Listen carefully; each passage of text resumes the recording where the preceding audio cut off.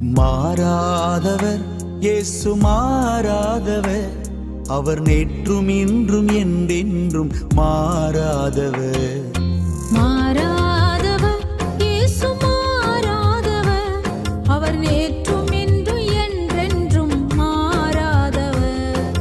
மாறாதவர் இயேசு மாறாதவர், அவர் நேற்றும் இன்றும் என்றென்றும் மாறாதவர்.